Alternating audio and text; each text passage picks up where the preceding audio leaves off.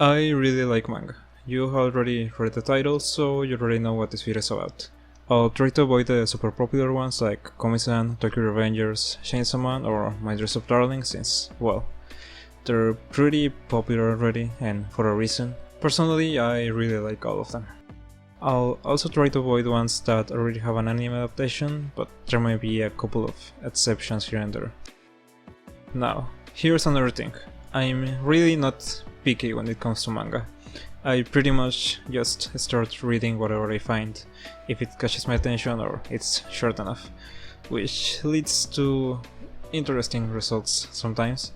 So I've tried to narrow it down to the ones that I like the most and that I would personally recommend, and still maintain my minuscule pride, but there might be some weird stuff here still, so put some headphones, just in case. Also, this isn't a top 5, so they aren't arranged in any specific order, so let's start. I know I just said I'm not picky, but at least I know when something is great when it's staring directly at my face. Kimi wa Hokago Insomnia tells the story of Nakami Ganta and Magari Isaki, two high school students with sleeping disorders, who find each other while trying to sleep in the school's observatory. I simplified it a lot, but as you can probably guess, this is a romance, and a really good one at that.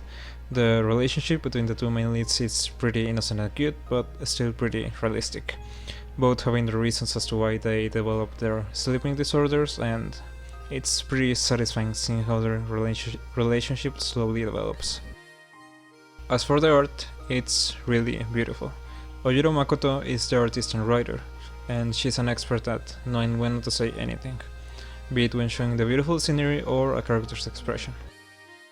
She also draws some really funny faces. When it comes to the story, it's pretty chill, mostly. Anyway, if you want to read a good romance with great art and a chill story, read this.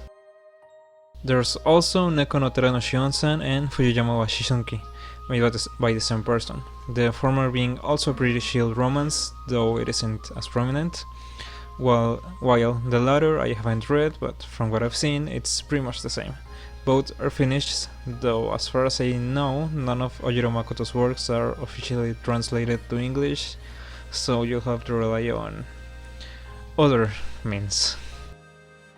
Also, while I was writing this part of the video, the anime adaptation of Kimi wa Hokago Insomnia was announced, so keep an eye out for that. I really should stop procrastinating. This one was pretty popular some years ago, you'll see why I included it here. The story of Tomo-chan or Nanoko is pretty simple. There's this tomboyish girl who likes this guy, but he apparently only sees her as a guy. And that's pretty much it. It's a comedy young-com, so you can probably guess how it all goes. Its chapters are one page each, but they do follow a story, so you can read a few or read everything at once if you want. The story isn't complicated or anything, as far as I can tell, so I've gotten around chapter 250, so I don't think that should be a problem. With that said, the things about this manga that take the spotlight in my opinion are the comedy and the characters, which go hand in hand. Since it's a yonkoma, there's not much space for, well, anything other than comedy. And since that relies on the characters, they really have to be funny and enjoyable. And they are, each having their own unique personality, both main and secondary, and thanks to that, I personally find the comedy really funny. But you shouldn't trust me when it comes to that, since I laugh at stuff like this. As for the reason as to why I like it so much and why I included it here, I don't know. I truly have no idea, something about it just compels me, though I can't quite put my finger on it. It's somewhat of a mystery for me. Another thing I should mention is that there's a fan-made color version, which I think it's actually done by a single person. The quality of the coloring is really good and consistent, and it's actually what pushed me to start reading it, since it was in my to-read list for the longest time. I'll try to leave a link in the description if YouTube allows me, so you can check it out if you're interested. This one does have an official English translation. It doesn't have color though, so yeah. And in the time it took me to write this video, the anime adaptation for this one got announced too, so that makes 2 manga from this video that are going to get to one before I even finish the script. At this point maybe I should just wait for the rest of the manga from this video to get an adaptation. Please God. On to the next one. This manga is called 1 Point Yankee, and it's about this dude called Sakurai who happens to be very knowledgeable about very specific things and gives advice to people who need it. Most of the time it's told from the perspective of the person receiving the advice, who perceive him as a very intimidating person, even though he's actually very nice. It's not that common that we get to see from his perspective, so we don't really know what he's thinking most of the time, or know much about him in general, just that he has a brother and that he sometimes works at a ramen shop, which sort of adds to the appeal, I guess. It's sort of reminiscent to The Way of the House Husband, so if you like that manga then you're most probably are going to like this one. They're both pretty good in my opinion. The manga in itself is actually very good, along with the art style. The characters are nice, but there's nothing that deep or anything, and the advice given can range from "I wish I knew this before" to "I'll probably forget about this next page." But I really doubt that's what you're here for. The manga has very short chapters of around 5 pages, along with some extra chapters once in a while that have way more. The chapters are mostly self-contained, but there's some continuity, of course. There are also a couple of romance plotlines in case you're interested in that, but I'm not going to spoil anything. It's a very sweet manga which you can read a couple of chapters once in a while without feeling lost or anything. It doesn't have an official English translation, so you'll have to rely on the good old Orange Cat. It doesn't have an anime adaptation either, for now, so I'll probably just leave the script here just so you know. Anyways, Shojin X. This one is a bit weird. The first chapter presents us with a girl on a plane called Ellie, when this one random dude appears and just, let's say, makes a mess. Meanwhile on land, a guy in Tokyo is looking at the plane while on class.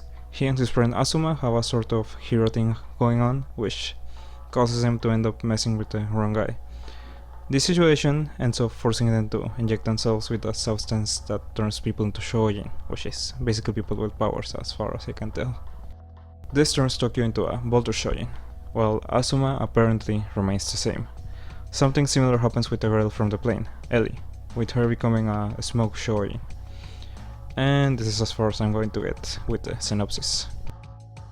While the first chapters may sound a bit basic from the way I'm putting them, believe me, that is not the case at all. In execution, the chapters feel very unique in a way, almost like the author just went with the first thing that came to mind and thought, yeah, let's go with that sounds cool.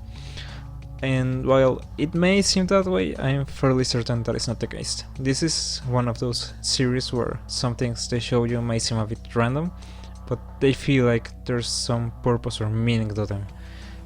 But you probably won't be able to get them the first time or without the proper knowledge, be it symbolism, foreshadowing or both. And I really like that. At first it may feel a bit, as I said, random or aimless even, but as the series goes on, you feel it slowly taking shape, but you still can't make out exactly what it is about. Maybe it's because it started more than a year ago, we're on chapter 20, and we've just gotten a title screen. So I guess we're in for the long run. As for the art and presentation, it's really cool. The art style feels rough and clean at the same time.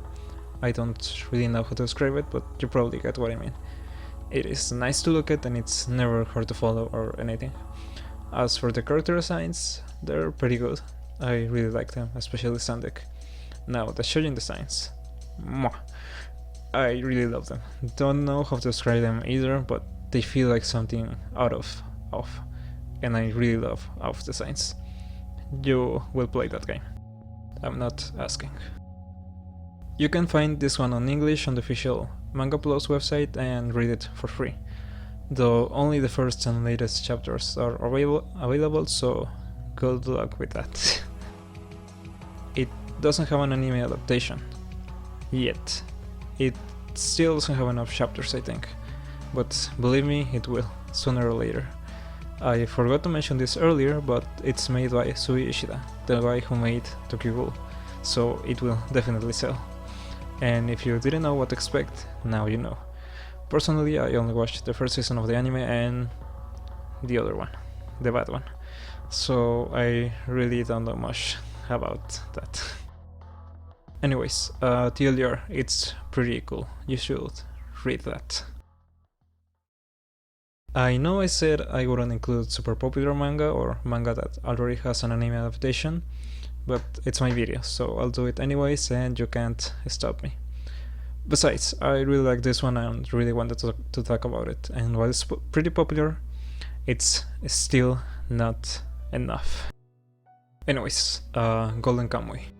If you don't already know about it, here's a little synopsis.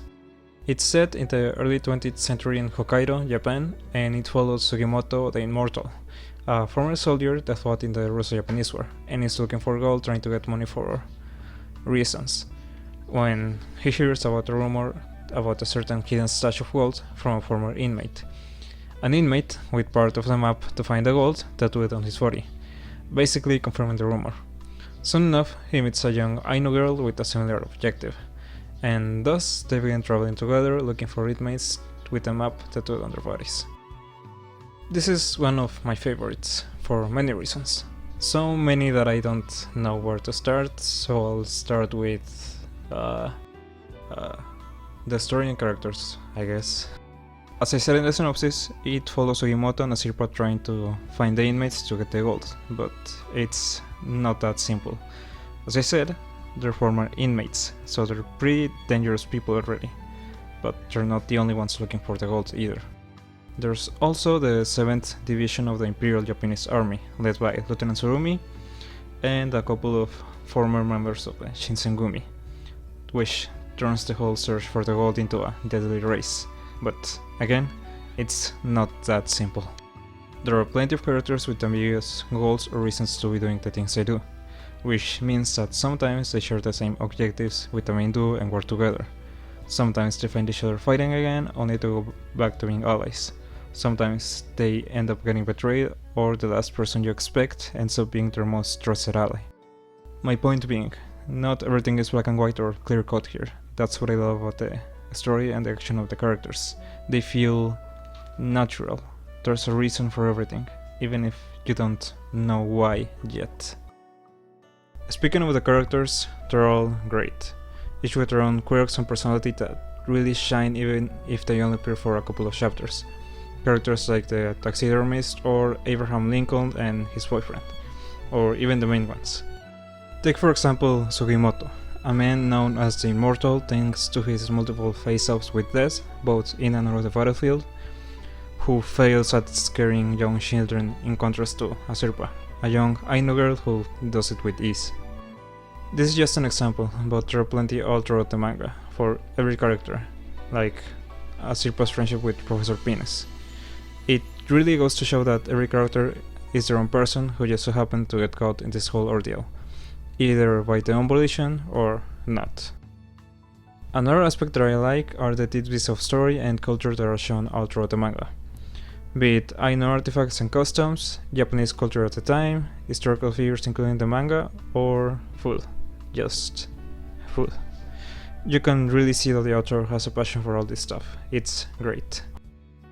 Now, humor. This manga is hilarious, like Sherpa's disgust of miso soup, which she calls osoma, which means shit, the weirdly erotic situations involving super muscular men, or Shiraishi, just Shiraishi in general, especially his backstory. Anyways, the humor is great. Next is art. The art is great. I'll try to keep it brief since the script is getting a bit longer than I would like. First, the character designs. They're all amazing. They really seem to fit into the world and they're all distinct from each other, which really comes a long way with such a large cast of characters, which mostly comprises of mostly men with facial hair and tattoos. So if you're into that, be my guest. There aren't that many female characters, but there's Inkarmat and Asirpa, and personally that's more than enough. The action is amazing too. Easy to follow, very creative and somewhat realistic, at least most of the time. Lastly is the scenery and animals. Phew, absolutely beautiful. That's all I have to say. Make sure to read the volume releases, since those have a bit more refined art and some shots not included in the magazine release. Also, the faces the characters make are another plus to art. They're hilarious. If there's one thing that I want you to take away from this, is that this manga has art. It really feels like the mangaka put his best into this. The manga finished recently with 300 plus chapters, so there's quite a bit to read. It currently has an ongoing official translation, so make sure to check that out. Or if you prefer to watch it, it currently has 3 seasons of anime, with a 4th one on the way. But be aware that they skip some stuff. Personally, I haven't finished it yet. I watched the first 2 seasons of the anime, but when the 3rd one released, I felt lost. So I read the manga and got around chapter 140. Then I watched the 3rd season, which is the best one, by the way, and haven't picked it up again. I really should, but the chapter count intimidates me. Anyways, I'm sure I'll get to it eventually. And those will be all the manga I wanted to talk about, for now. They were supposed to be 10, but the script is already long enough with only 5, and I don't want to take even more time with this video. Anyways, I started working on it months ago, like the start of the year. I just didn't get around to continuing it, but now that it's done, it doesn't feel quite as daunting anymore. And I still have plenty of manga that I want to talk about, though it may not be on this format. I mostly did it like this since talking about multiple manga for a bit is easier than talking about a single manga for a whole video, which I ended up doing anyway. I'll use this format for manga that I don't think I can make a whole video about, so either this or shorts, and I'll probably make a separate video for some of the manga here when I finish them. Anyways, thanks for getting to this point in the video. Really, thank you, you're a real one. From now on, I'll try to focus on this stuff for this channel, so if you're interested, make sure to stick around. I'll try to make a schedule once I find my footing, since I'm still pretty new to all this video editing stuff, and as you can probably hear, my English is not that great, so I struggle quite a bit with the voiceover. Even if it's a short, I'll try to upload a video each week, so yeah. Anyways, I'm rambling, so thanks for watching and see ya.